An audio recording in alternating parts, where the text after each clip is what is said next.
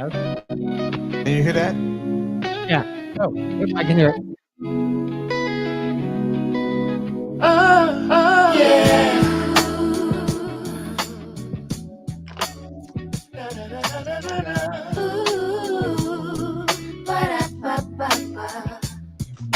Tinsel shine makes the bass lines brighter.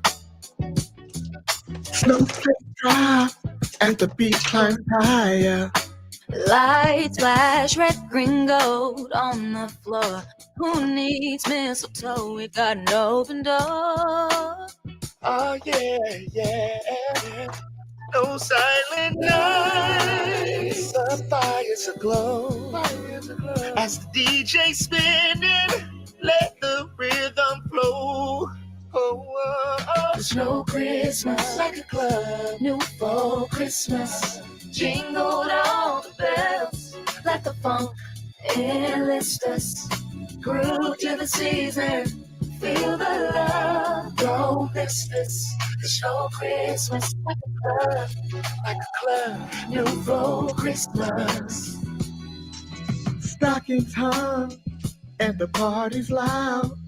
Yeah. Dancing nails all in the crowd. Knock spills, but the moves don't stop. Santa's got a turntable and he's ready to drop. Forget the sleigh, he's got a sound system, bringing the cheer with the beat that's his time.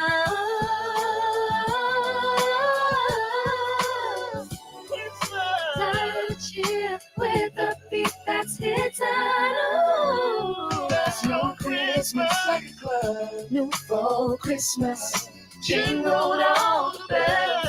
Let the funk enlist us. Groove to the season, feel the love. Don't miss this. There's no Christmas like a club. New fall Christmas. New fall Christmas.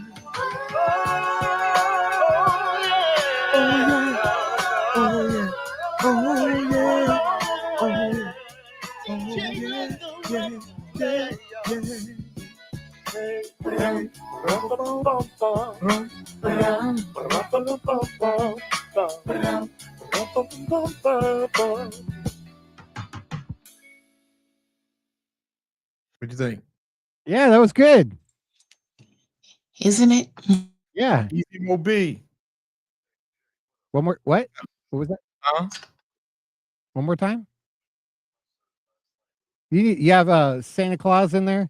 Ho ho ho! In the background or something like that. Oh. Hold on. You did find it? Yeah. Merry Christmas. Ho ho ho. King Chief said he had to put some sleigh bells in it. Some of those jingle bells, like ching ching ching ching ching ching. Ching. Yep. A beat with a jingle bell. Yeah. All right. We're gonna do the white guy remix. Hey, there's room for all of it. Santa rapping. Yeah. Hold on. I'll write that. Well, he does a lot of that during Christmas anyways. Rapping, that is.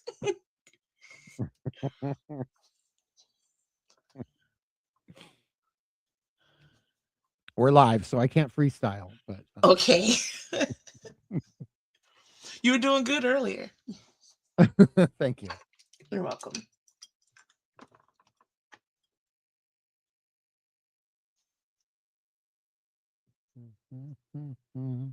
Well, that's catchy. Mm-hmm.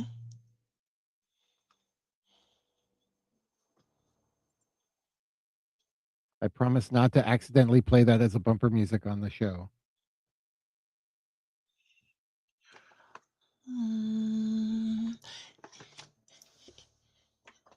He might not be against that. I'm not. Which I accidentally did with another one of his demos. Oh, yeah. Okay, that's right. Yeah. That's right. Did I get in trouble for that? I think I did.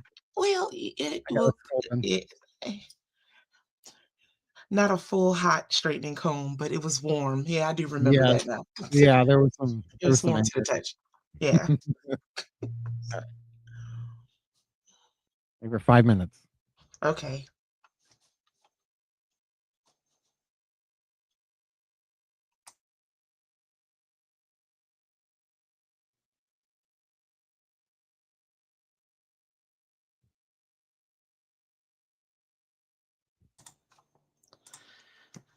Blessings to you, to our sister Gracie. Hope that all is going well in your travels.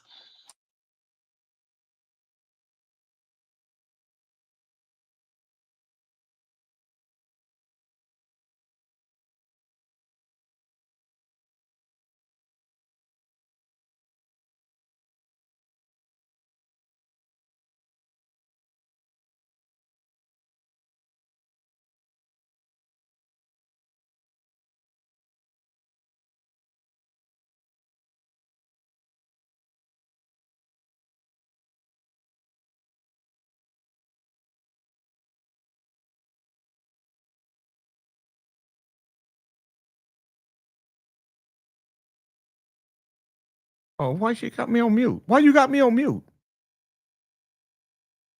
You did that. No, I didn't do that. Snitchy did that. Oh, okay. You're protecting the property. Why you got me on? Don't be putting me on mute, Snitchy. You don't run no show around here. I'm in the back. Yeah. Warm comb. Definitely a warm comb.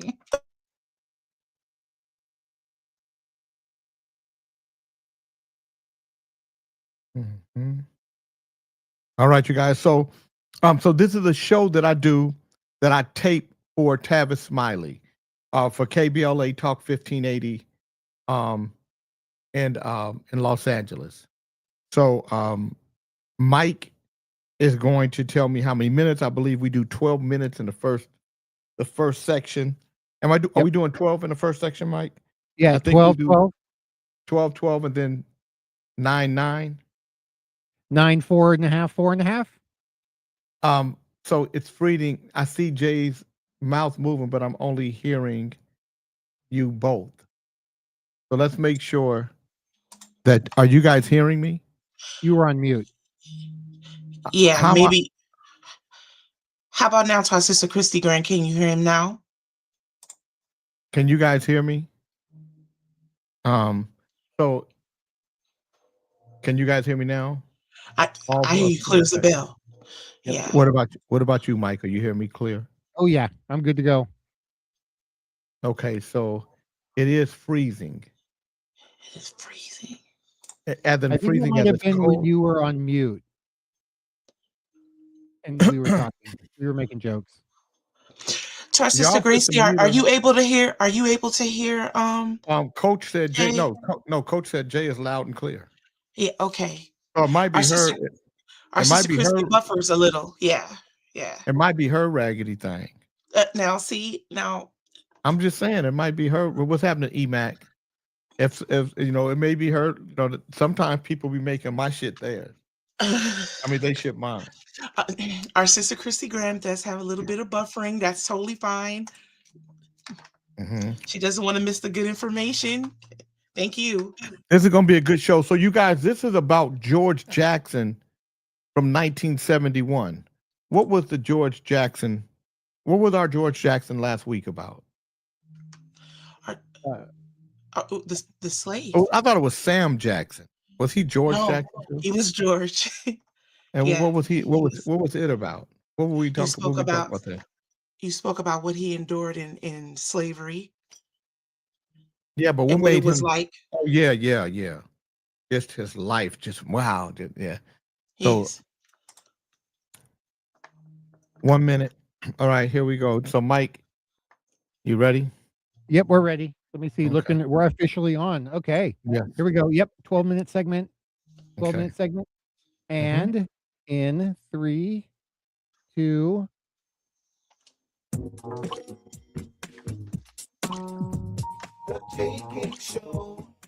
Good morning, good afternoon, good evening, whatever it is. I hope you make it good for you. My name is Jay King. Welcome to the Jay King Show at KBLA Talk 1580. Today we have a good one for you. It is This is the story of a revolutionary. Oddly enough, his name is George Jackson. And last week we did a show on George Jackson. But that George Jackson was a formerly enslaved man. This George Jackson is enslaved, but in a whole nother way. It takes place in the 1940s. That's when he's born, but what happens to him takes place in the 60s and 70s. And that's what makes this story even worse than the George Jackson before him, because we're supposed to have learned, become more civilized, become a better nation by this time. But by the time I tell you this story and you get to the end, you'll understand that this nation hadn't gotten much better almost 50 years later. My name is Jay King. I'm the president and CEO of the California Black Chamber of Commerce. I'm the leader of the group Club Nouveau. And I do a podcast every Monday through Friday from 8 to 10 a.m. on J King Network if you're on YouTube, and J King Network if you're on Facebook. I also do a show on 97.5 FM KDEE every Monday from 1 to 2:45 p.m. I do a show called Politics, dealing with just that, politics. And Tuesdays, Wednesdays, and Thursdays, I do a show called Traffic Jam from 3 to 5 p.m. That's primarily music. On KBLA Talk 1580, I do a myriad of subjects, but I really enjoy going through history. And today, that's what we're going to do. We're going to talk about the history of somebody that if we don't continue to talk about our history, we'll get lost. And this man will surely be lost in history because nobody really wants to talk about this. Because when we talk about George Jackson, we're not simply talking about a man who died in prison, because that is what happened. We're talking about America in the 1960s and early 70s, a country torn by race, class, war, and rebellion. A nation where prisons were becoming warehouses for the poor, Black and brown in particular. A nation where Black political consciousness was increasingly treated as a criminal act, even by agencies that are supposed to protect the liberties of Americans and safeguard them, like the FBI. You see, George Jackson didn't just wake up one morning and decide to be a revolutionary. He was shaped slowly and deliberately by the systems around him.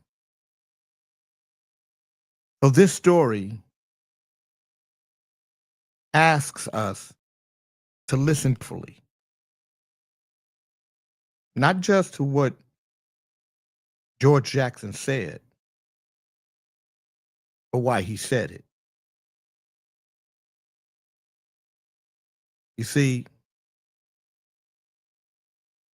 George Jackson is born September 23rd, 1941 in Chicago. In a time where America preached freedom outside of its confines, outside of the country, abroad, preaching freedom while inside its 50 states enforcing segregation. Jim Crow was law in most of the country. Police brutality was routine. and poverty was inherited. So when George Jackson and his family moved to Los Angeles, they found the same contradictions that they found in Chicago. Coming to look for a better life in California, what they found was those contradictions, except they had palm trees. You see, South Central Los Angeles in the 1950s wasn't the mythic California dream that had been sold to them, that they had been prepared for, that the streets of gold. It was overcrowded. It was over-policed. And it was under-resourced. So for young Black boys, contact with police wasn't unusual. As a matter of fact, contact with police was expected. And the reason why this matters, the reason why it's important for you to know that police contact with young Black boys was expected is because before George Jackson ever committed a crime, the system had already decided who he was. In 1960, George Jackson is just an 18-year-old boy.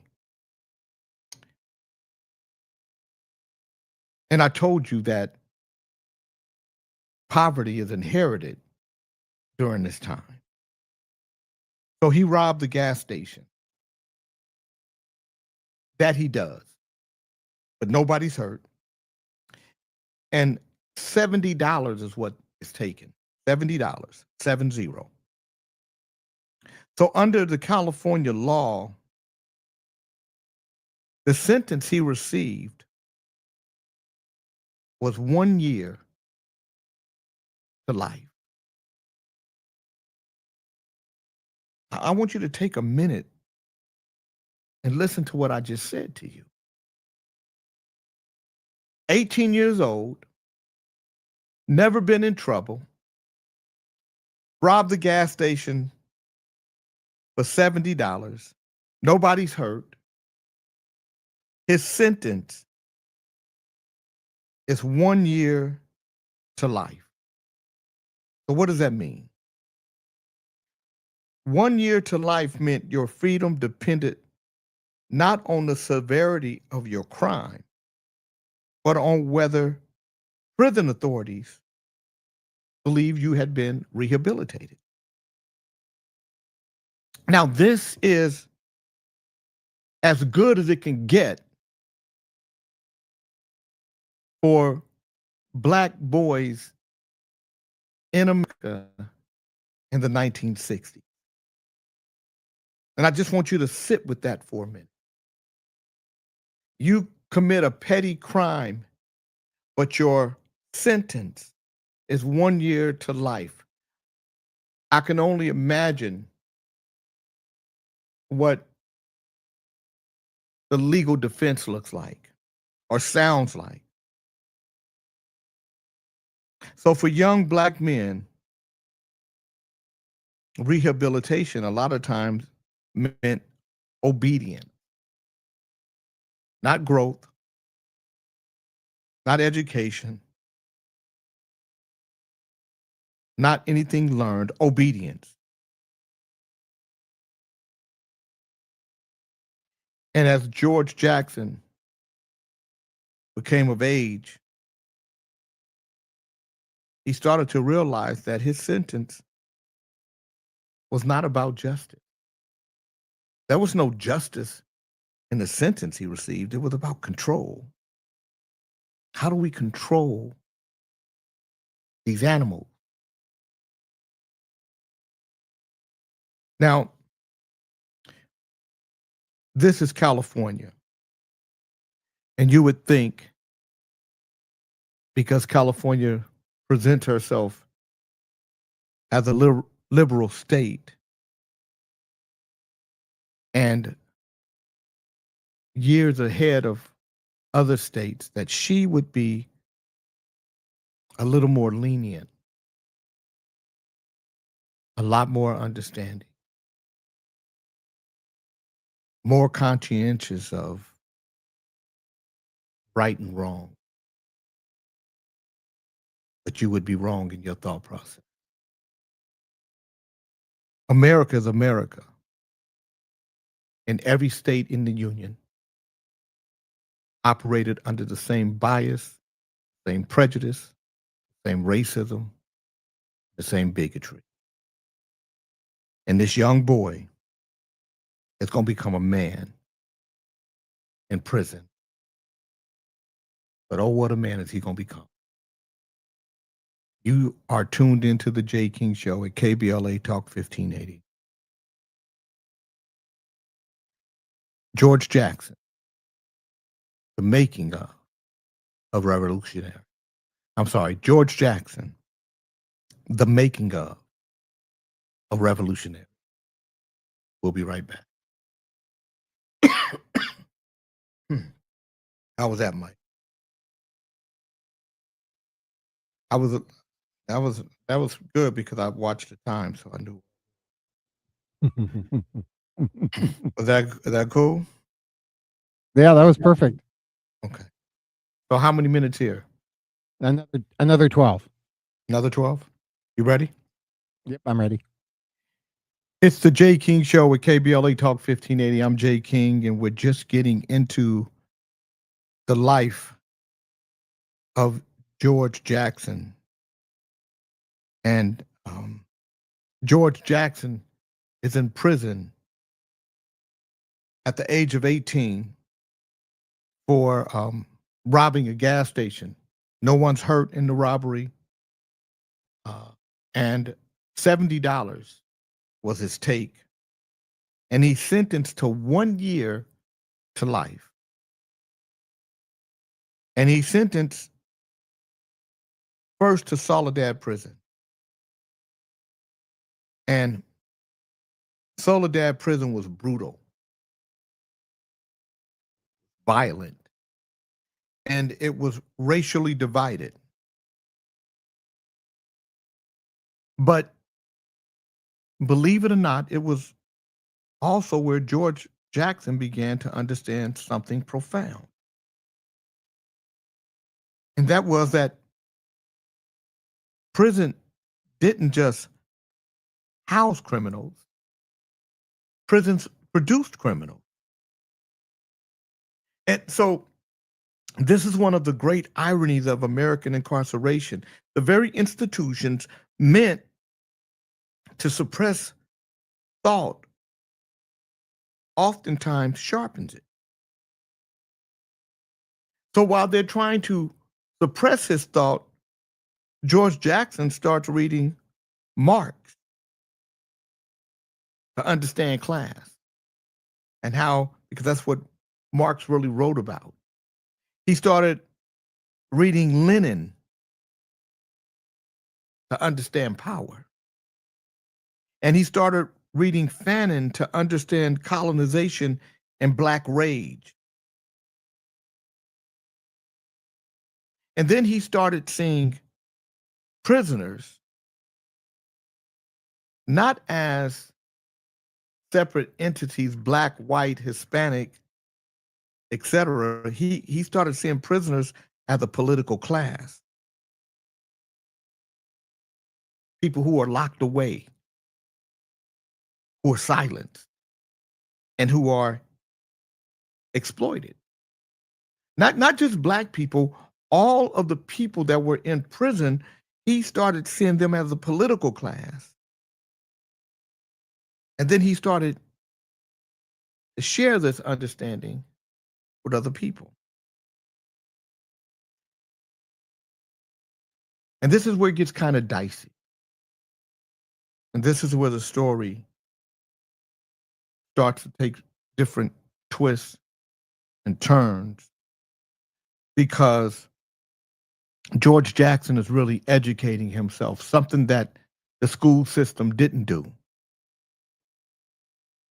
He's starting to get control of his rage and learning the system and how to operate inside the system to make sure that he can stay learned up. And he's doing exactly what he is supposed to do, make himself better, not to get better so that he can live a life, but so he can get better so he could live through a system that was trying to kill him and trying to strip him and trying to rape him of his dignity. But he's in a system where every day it's building up tension. That's its job. Its job is to make the prisoners as tense as possible. And on January 13th, 1970, 3 black inmates are shot and killed by a guard at Soledad prison. But that wasn't the criminality of it. The criminality of it all was that the guard was acquitted. He shot and killed 3 prisoners. They don't have weapons. Everything is murky around the shooting itself. And so now the prisoners feel like at any time they can be killed. And nothing's going to happen. How do we know? Because this guard just shot and killed 3 prisoners and he's acquitted. So to the prisoners, the message was clear. Their lives are disposable. They don't have any power. They don't have a voice. They don't have to worry about anybody coming to their rescue because there is no rescue to come to.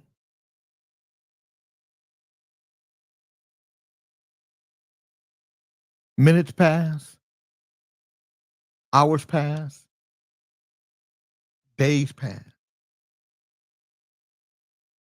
And one day, a guard, John Mills, is killed. Now, George Jackson has been in the prison talking to all the different groups. And the one thing that the prisons is looking for is to keep these prisoners, to keep them all separate from each other. And George Jackson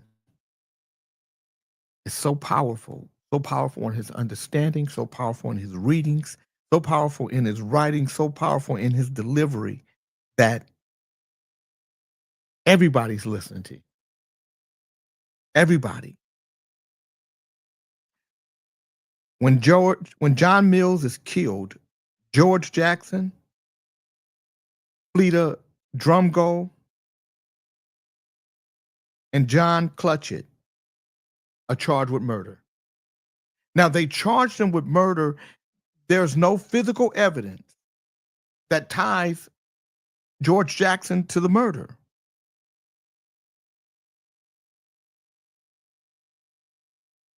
But the system is so corrupt now that by now, they don't need evidence.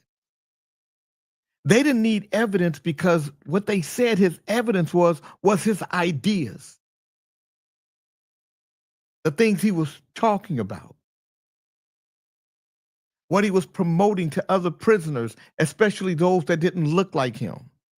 Because you got to remember, the prison system only operates at its best, at its highest, when all of the groups are separated. That's when they control the whole thing. And George Jackson was weaving everything together.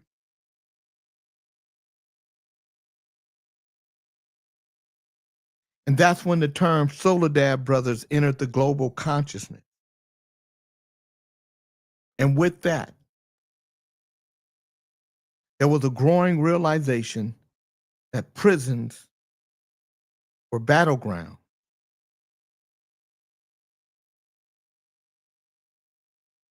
There were no safe place in prison for prisoners.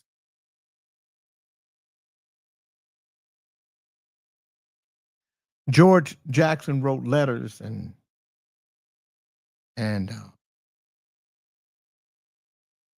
the words that he wrote started to escape the prison walls, and that's when the book Soledad, Brother was published.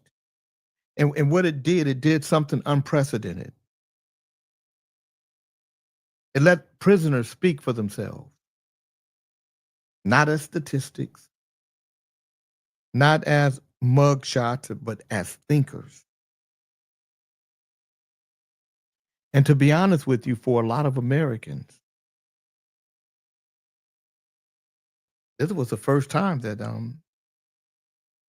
they encountered a prison, not as a place of punishment, but as a space of political struggle. You see, George Jackson's words were uncompromising. He rejected liberal reform. He rejected gradualism. And he believed the system itself was the violence.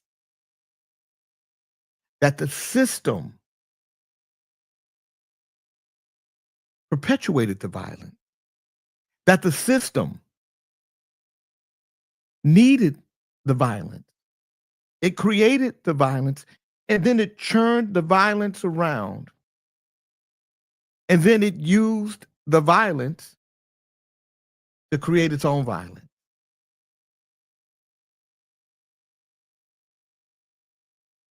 George Jackson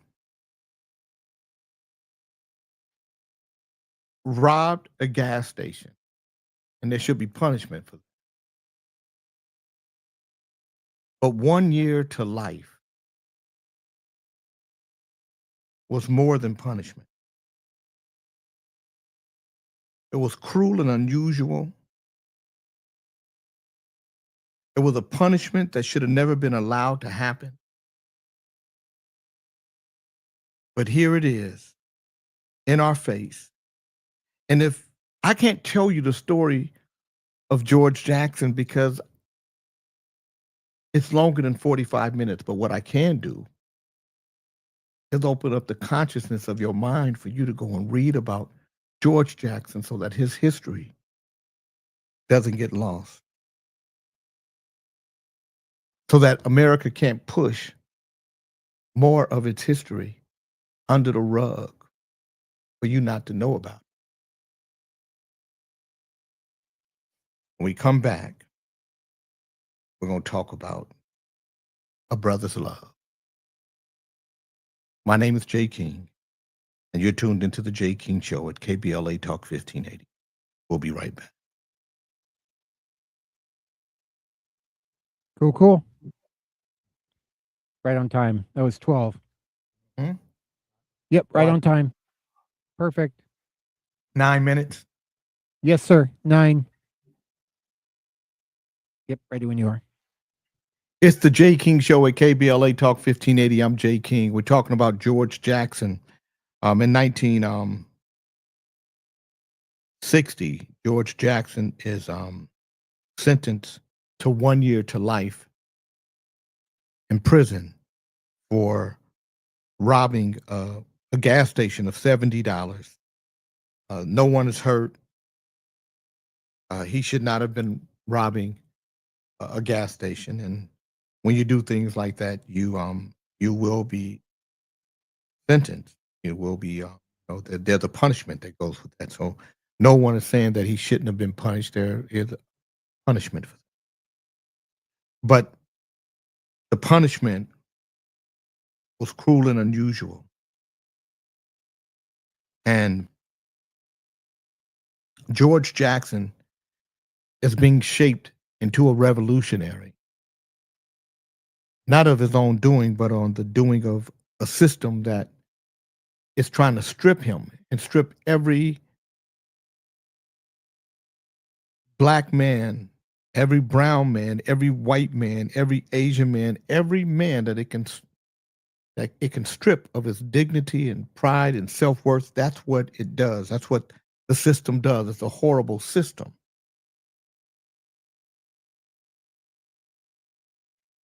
And now he's become learned. He's reading. He's becoming more powerful. His voice is becoming stronger. People out in the world are starting to listen to him. He's been charged for a crime that they have no evidence to put on him. There's no evidence that says that he was even there. And now he's got letters out. He's got a book. It's called The Soledad Brothers. If you get a chance, get it. It's his letters from prison. And this is the first time that Americans are listening to and watching what a prison is, not from a punishment position, but from a political position.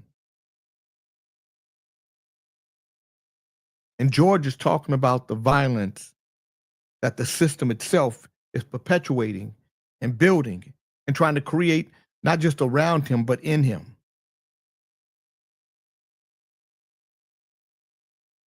Now, when George goes to prison, he's 18. George's brother is 6 or 7 years old.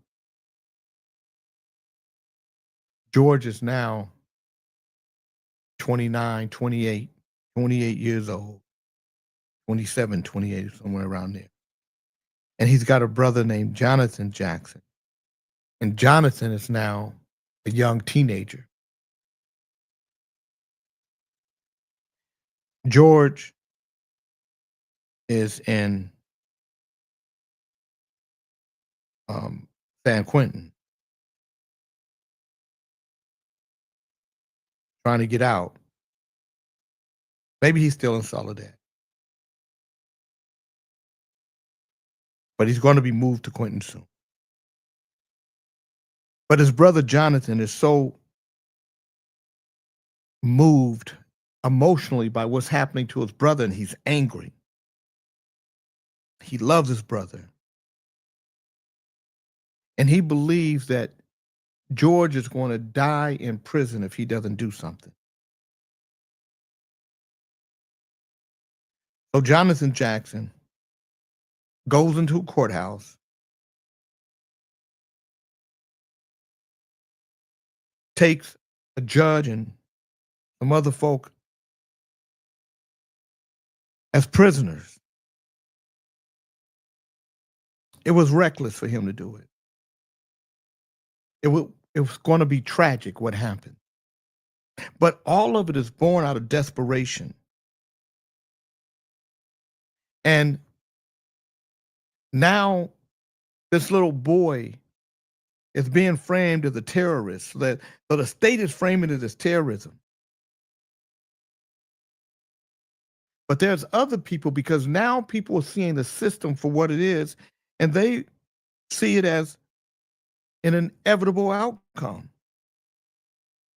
Inevitable because we're talking about a system that refuses to listen.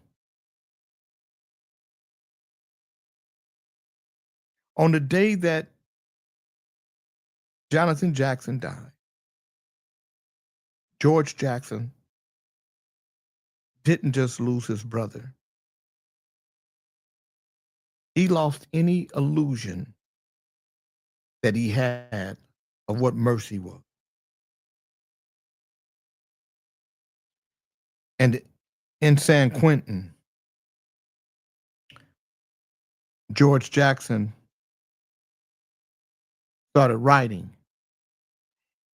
He started writing knowing that he might not survive. And he wrote a book called Blood in My Eye. And when you read Blood in My Eye, it is not a hopeful book. It's not a book of possibilities. It's not a book of prayers or rescue. No. George is writing a book as a warning because George Jackson believed that America was drifting toward fascism and not as an abstract idea, but as a lived reality for Black people. George knew that surveillance,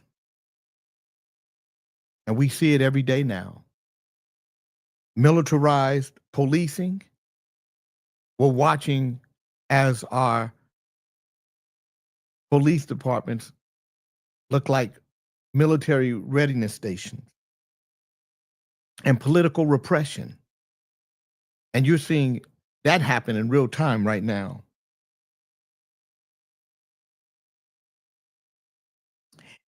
In 1970, he didn't see it as something that was coming. He saw it as something that was already here. We know it as already here because we live in it every day and we see that it is already here.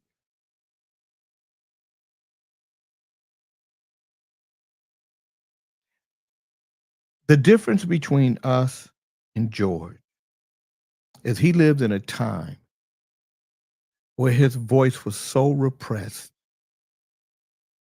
where the knee was so pinned down to his neck that not only could he not breathe, couldn't speak loud enough. We can. And we should. But more than anything, we should learn the lessons of how to not just survive, but to win. When I come back, we're going to start bringing the story home so I can tell you what happened to George. You're tuned into the Jay King Show at KBLA Talk 15. We'll be right back.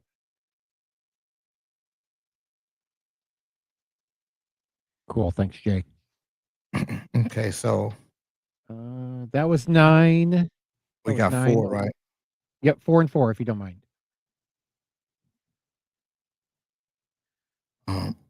Let me find out where I want to start.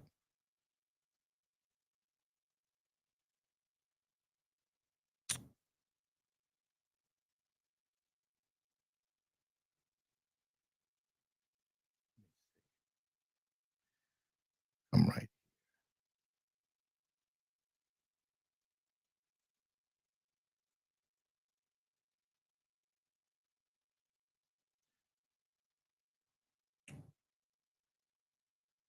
All right.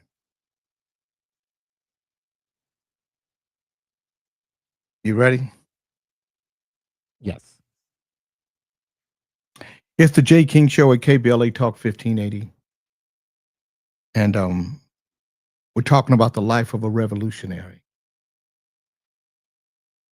A young boy, 18 years old, who goes to prison. He doesn't go into prison setting out to be a revolutionary.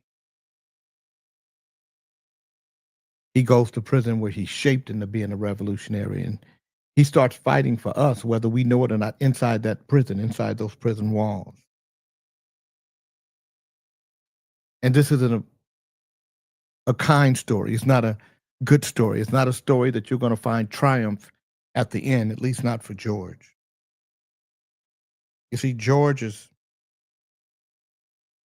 talking to his lawyers. He's got these charges against him. And George doesn't think he's going to live long. He thinks that they're out to get him. And some people might say that they thought George was paranoid, and so George was trying to leave. Whatever the story, you'll hear some people say that he had on afro wig and he had a gun in his head. They have stories. They have a lot of different stories about George Jackson. So the official story is that he was trying to escape. That is what the media put out. That is what the prison bureau said.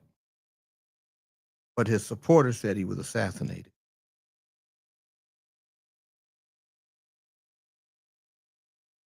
Because in order to escape, there has to be an escape route. And we know that that can happen through a prison system where it is heavily equipped with weaponry. But that's what happened to George. George does not get to see the age of 30.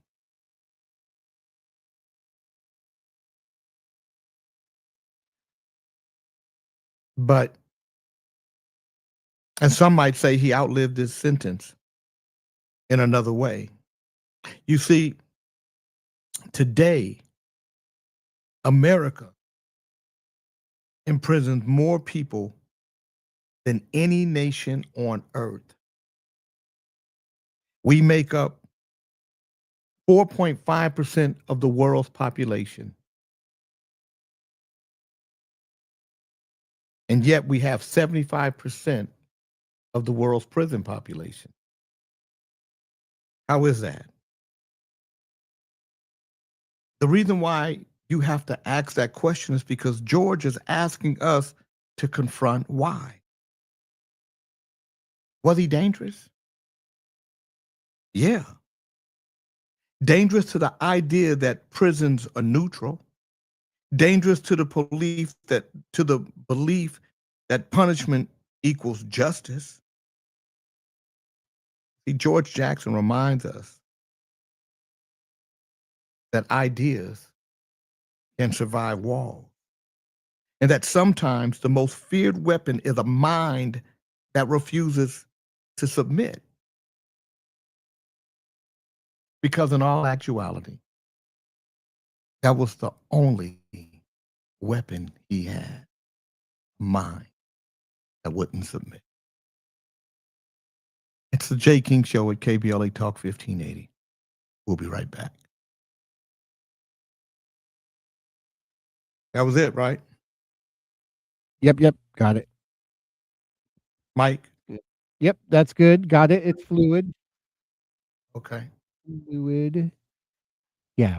Okay. So last segment number 5.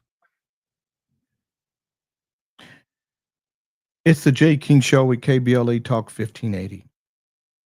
You know, what happened back in those days, we've reformed some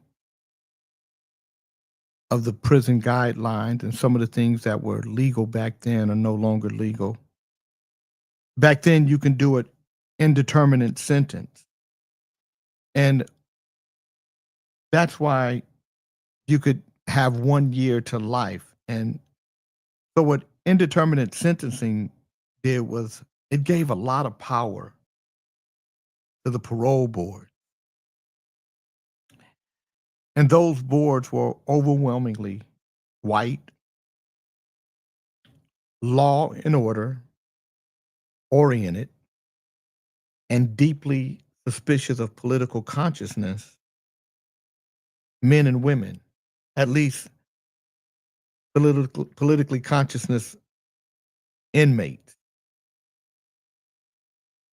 And for George Jackson, education became the evidence against him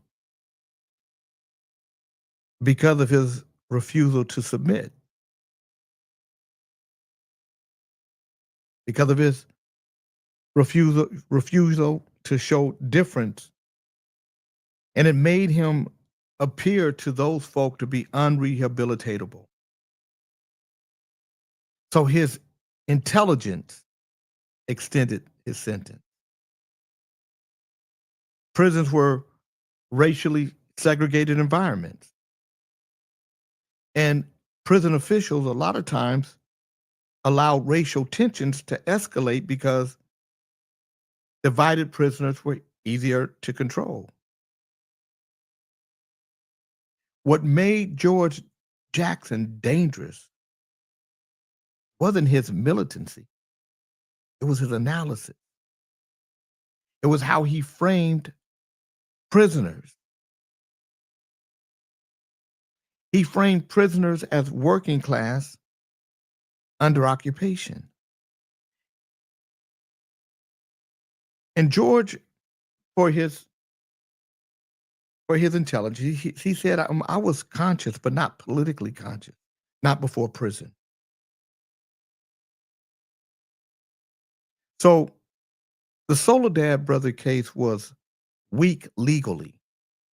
It was legally a weak case, but politically it was strong. And prosecutors, they didn't need certainty. They just needed a symbol. And George Jackson was that symbol. Charging George Jackson sent a message. Political prisoners will be treated as violent criminals.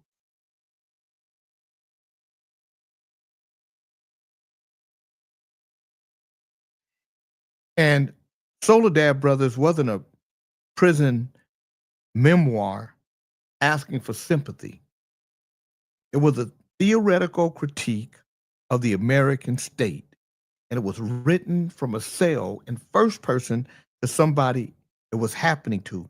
And that's why that book terrified the official. Because the authorities feared that Jackson could be turning the prisons into universities of resistance. And then Jonathan Jackson put his life on the line, and his actions stunned the nation. This was a moment that reflects a generational crisis. Young people believed the system would never release George Jackson alive. And the state responded with repression. When George Jackson writes, "Blood my eye," he's writing it as a man who's marked. His analysis of fascism isn't a metaphor. What he was doing was describing a lived experience of Black Americans under surveillance and incarceration. The official narrative says escape, but historians say uncertainty remains. You've been tuned into the Jay King Show at KBLA Talk 1580. I'm Jay King, and I'll see you next time.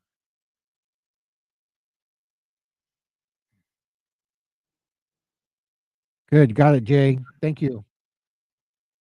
Mhm. Yeah, very powerful.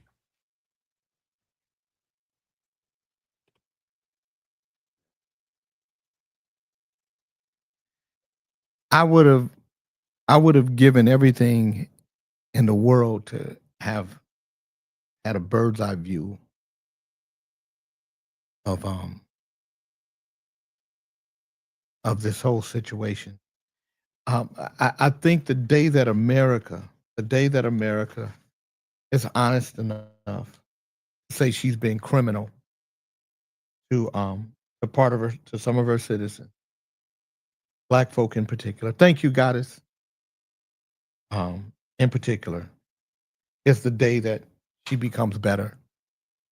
The day that she can get that monkey off her back. The day that she learns how to tell the truth about her racism and her bigotry and her prejudice and her bias. I think that is going to be a day of reckoning. But if she doesn't do that, it'll be the reason why she's destroyed. It'll be the reason why she falls apart. It'll be the reason why historians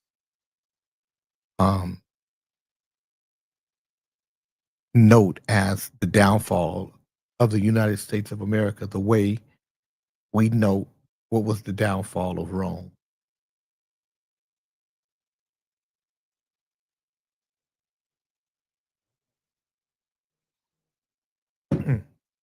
Thank you guys for tuning in. Mike, when will this show go up? I will put this up within the next 2 days. Okay. And let me Be on just the tell you, if you radio. guys haven't, download the iHeartRadio app. Download the iHeartRadio app and then search for The Jay King Show. And then follow me on there. And if you follow me and you sign up, it's free.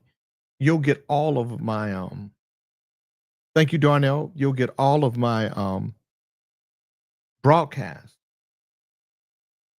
So, and you can see you can hear some of the other ones I've done on history. I don't just do one subject. Thank you, Coach. I do all different types of subjects, everything from history to music and everything in between, technology, all of it. Have we done a show on AI yet, Mike? No, I'd love to hear that. Yeah, we're going to do a show. Yeah, because AI is the most dangerous thing that's happening in this country right now. We don't even know it because we're too slow with the legislation. AI is moving even faster than what happened with the copyrights. And, you know, with sampling and everything. If we don't get a grip on AI, remember, and I want you guys to remember I'm saying this. Remember when you saw the Terminator? How just one day the machines took over? Yeah. Yeah. That's what I'm can more happen. worried about the humanoid robots. Well, that's part of technology. That's part of the whole thing. With AI. But you think it should be regulated? Absolutely. If you don't regulate AI, so let's just talk about.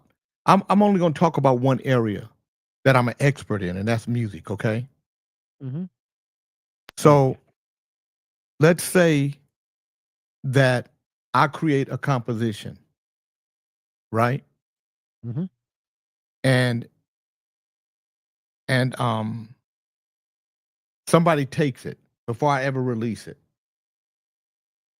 and they feed it into whatever AI module that they have, and it hasn't been watermarked or anything. They just take it, and then they start taking other things, other music, and they create a new musical composition.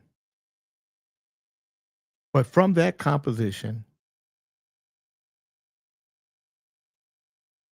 my music is used. There's no legislation that says that they have to give me anything. What do they give me? Because it's a new composition. I'm gonna show you something, Mike. Well, this is what I agree. While you're looking at that. Oh, go ahead. I'm gonna let you hear something. Because this is something that happened in real time to me. I'm not gonna tell you names. I'm just gonna let you hear a song. So I get a call from somebody and they say, "Hey, we have the song, and we got this song from this person, and the guy we were late getting the song, and so this guy he went to AI and got the song remade. So let me just go back. So he bought this musical track. He wrote this song. It was somebody with a service. They charged him $150. He didn't pay like a beat. He didn't pay for the beat, the $150 when he was supposed to. And then when he decided he wanted to, they had already sold the beat. So he went to the person they sold the beat to and said, "Can I buy the beat?" And they said, "No, we're already using it." So he went to AI and said, "I'm going to create my own beat based on," and he told AI, "Create this beat, create me a new beat based on this beat." So that's what AI did. So the guy said, "No, you can't use that." And he said, "No, this ain't your beat. This is my beat." And he said, "No, it's my beat. You just reproduced it." So now it's a fight. So then that's how they bring me in. So they say, "Can you tell us if this is the same beat?" So this was the original beat. Like an expert. Yeah, an expert. Yeah. Right. So this was the original beat. Can you hear that?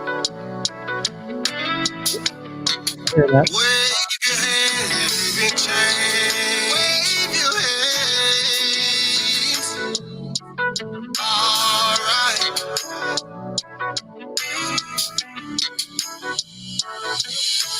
First, let me start by saying, apologize for all the pain. When it's real, you're gonna go through things. Sunshine and some rain. Many times I did you wrong, so wrong. You should have been gone. Said we got a family, girl, you stayed right there. Put a lot of work in me, I was broke, had to repair. See this generation, things go bad, they tend to leave. When I was all the way down in the dirt, she stayed right here with me. Still change, girl, you take me, take me. I ain't out here running. So you hear that, right? Mm-hmm. So that was the original track. That wasn't his song.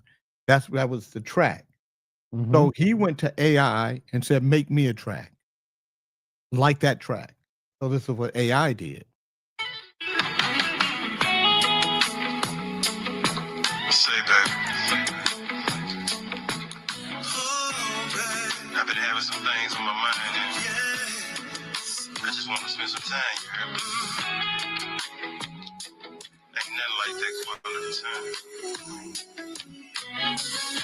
Let me know how you feel, you heard me?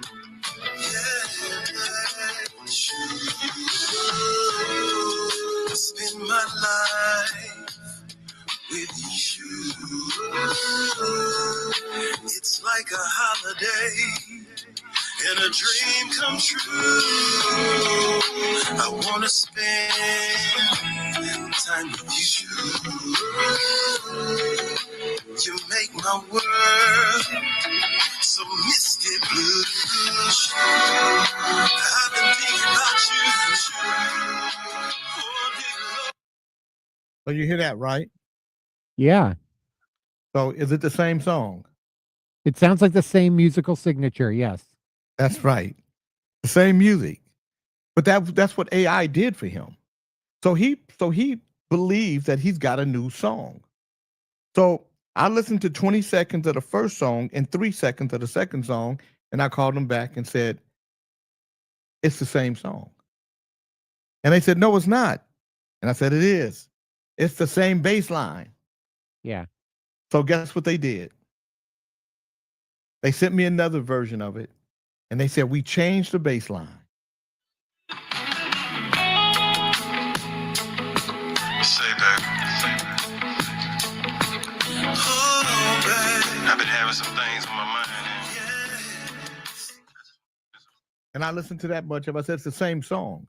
It's the same. And they said, "But we changed the bass line." I said, "Listen, you didn't change the motif of the song. It's the same movement. Mhm. It's the same movement as the original. And if you don't understand movement, then you shouldn't be in the music business making records. Because the only way you're going to change this song is if you took the melody and built the song from the melody only, Mm-hmm. because the melodies are different. But the musical movements are the same. But that's what technology will do. Technology will make you believe that you've got something new when it's more of the same. Yeah, I And think so- technology is not accountable. You No, can't really and- you can't sue or track down technology. My biggest concern with music AI Mhm. is you as an artist. I'm not an artist, but you as an artist, struggling or not, and others Right. who are struggling or not, fighting for space, fighting for Well, radio airplay. And then all yeah, of a sudden, now you're fighting with AI that can do it like that. and not only can they do it like that, look, I had a guy play a song on my radio station, and I walked out and said, "Hey man, was that an AI record?" And he said, "No, it's this artist." And I said, "It sounds like AI." The resonance of AI, I can, it's not as deep cut as a Perfect. vocal. It's always like perfect. It's yeah. And It's so almost perfect. it's yeah. And so I told him, I said, I believe you that's an AI artist. Hmm. And then I showed him Winter Groove, WINTA Groove is an AI artist. Mhm. And I knew immediately it was AI because when I went to go look at his catalog and what he had, all his music was made in 24 and 25. You know, Mhm. and the album covers were made to look like that. You know, but the records, and it was a great sounding record. But you know, it's It going was to perfect, hurt. probably. Yeah. So that's why so maybe we'll talk about I'll do some research and we'll do AI next week. I love that. Yeah, absolutely. Because affects it. I'm looking at like, okay, so if you have an Apple phone and you upgrade to Apple 26, you can set your screensaver to your photo shuffle. So all the pictures you take, you can say, hey, screensaver, every day put a new picture up, make it a landscape. So it'll go through all your pictures and it'll go to landscape and it'll frame it all and it'll make the clock like fit nicely, and every day you wake up and you have a new landscape that hey, that's the Eiffel Tower when I was in Florida or whatever, or when I was in France. That's nice AI, but at the Right. same time, it could be used Well, right. maliciously, So unanimously. AI as a tool is one thing. Yeah, AI to steal is something totally different. as a creative content Yeah. driver. Yeah. Yeah, no, and that's a big difference. So, there's a big battle between, regulating and not. Well, I you know, lean towards not because I wanna say not. no, you can no, listen, you I have to want to. have regulation, especially when it comes to intellectual property, Okay. because then plagiarism and stealing will be if he released it and it took off, the original creators get the royalties when their song reaches ASCAP or BMI. Coach, a song when it's released, um, in order for you to get any kind of credit for it, you have to be an ASCAP, CSAC, or BMI writer. Those are the three performing rights organizations. So, and then I can challenge your writing. I can hold your money up. I can say that you're violating copyrights, and I can make sure that my copyright is protected. So, if they released the record and it took off, um, remember when Biz Markie he did another remake. He did Alone Again Naturally by Gilbert O'Sullivan's his estate, and he used it in a sample, and they took it down. He couldn't use it. They said no, they weren't going to clear it. If it's registered, it doesn't matter, Coach. If it's registered, the only reason why it's registered is because as a writer, you filled out your writer and publishing form with your performing rights organizations, which is what you're supposed to do. You can fill it out and register it all you want. If you're violating a copyright, they can put a hold on it.